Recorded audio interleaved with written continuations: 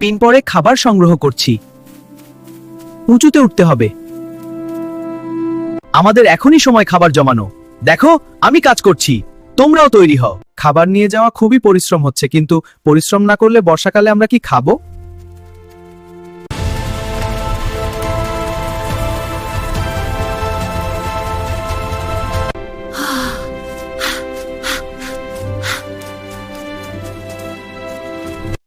ওহো,